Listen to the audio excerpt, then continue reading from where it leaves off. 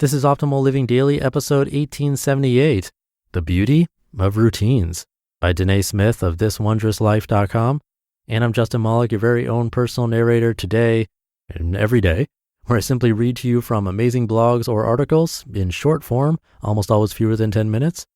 And with that, let's get right to it and start optimizing your life.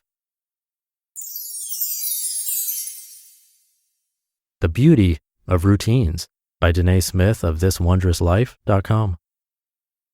Have you noticed a pattern that your mornings and evenings follow? Have you noticed the pace at which you start and end your day? Do you like it? Or do you wish it felt more intentional, not just overwhelming or mundane? I've come to realize I've unintentionally developed morning and evening routines that dance to a rhythm lacking productivity and intentionality. Truth be told, it's easy to fall into this space. It's easy to let time slip between my fingers, not grasping it tightly and making the most of it. It's easy after a long day at a 9 to 5 with an equally long commute home to just want to kick my heels up and lounge binging Netflix shows that aren't really that good. It's insanely easy to waste time to not invest in myself daily. I remember when I first quit the 9 to 5 grind to pursue writing full time and how my days fell into a pattern. I often felt either really busy and unproductive or slow. That's when I learned about morning routines or rituals. I talked about her a ton because she's my favorite blogger, but Megan Gilger from the Fresh Exchange shared her and her husband's morning ritual, and I was challenged to create my own. Reading that post, I felt a need to create a home base, to develop a way to utilize and invest my time well without becoming overwhelmed or stressed out. Give it a read, it's real good. That's what brings us to this post today. I've fallen away from my routines mainly because I just stopped being intentional. Trust me, I've journaled many ideas, but I haven't implemented them. I realize time isn't waiting for me to get it perfect. Honestly, perfection isn't the point. Living life fully is, and that oftentimes doesn't look picture perfect.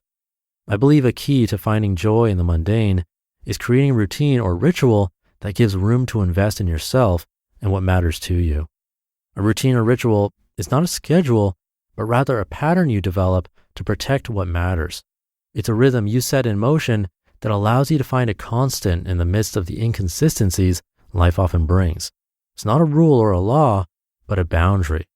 Your routine is an act of you setting a boundary with your time and space.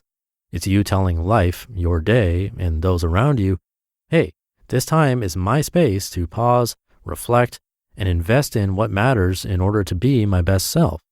Do things go as planned? Absolutely not. A routine isn't about set times and regimented tasks.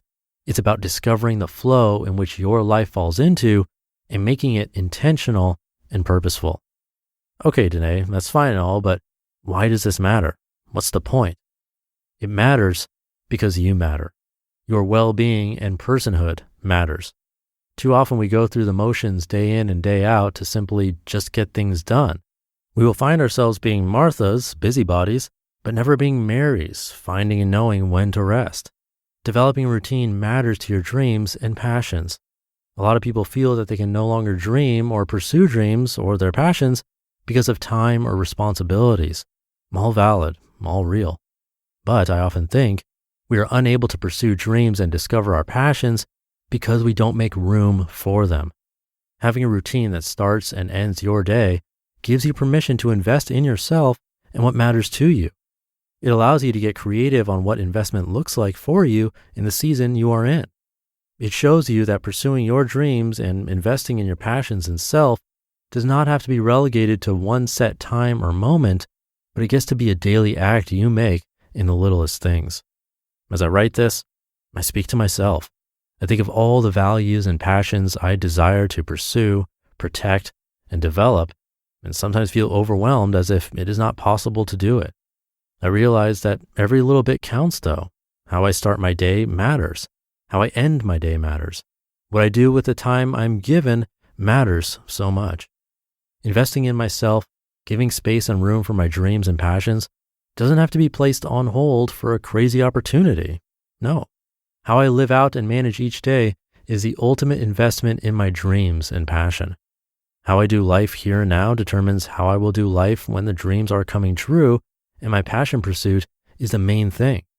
Because you see, when we make time to discover the patterns our life follows and create routines that protect what matters, we instill values in our foundation that we won't waver or become inconsistent when life happens in all of its glory.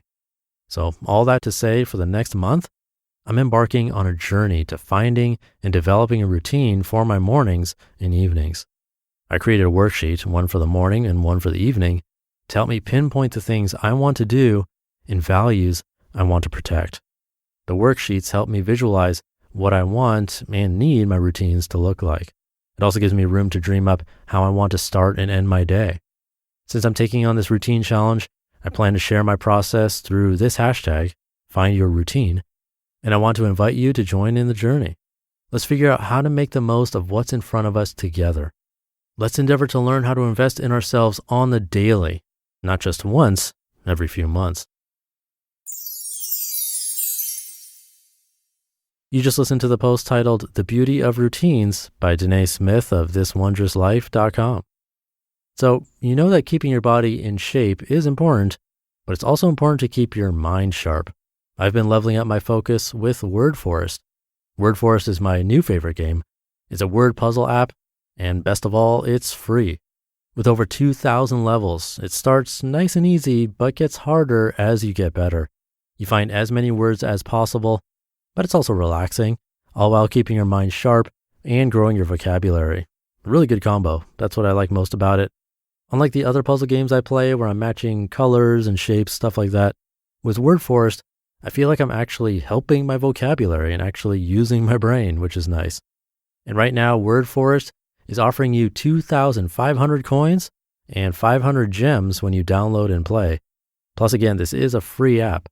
Stop mindlessly scrolling through social media and keep your mind sharp. Just go to the Apple or Google store and search for Word Forest. Download Word Forest for free today and get ready to flex your brain muscles. Thank you to Danae. You can get her spreadsheet on this post. I have that linked in this episode's description. That's probably the easiest way to find it. We as humans love routine and tend to resist change for the most part, and yet we struggle to build certain routines that we stick to unless we think it's completely necessary. For example, brushing our teeth. I'm sure most of us have that routine down. If not, I'd recommend building that routine as soon as possible. But for most of us, that's because it's ingrained and we're not going to do anything more until that piece is done. And why is it that we're able to do that but not, say, 10 push-ups? Is there a way we can tether something like brushing our teeth, or maybe even something we enjoy more like watching TV or reading or whatever that is? Can we tether that to those 10 push-ups or the behavior that we're not doing? If you can do that and attach the routine together for a month, maybe 2 or 3, it will almost certainly become a more solidified part of your routine, like brushing your teeth is, or showering. Should have used showering as an example first, but you get the point.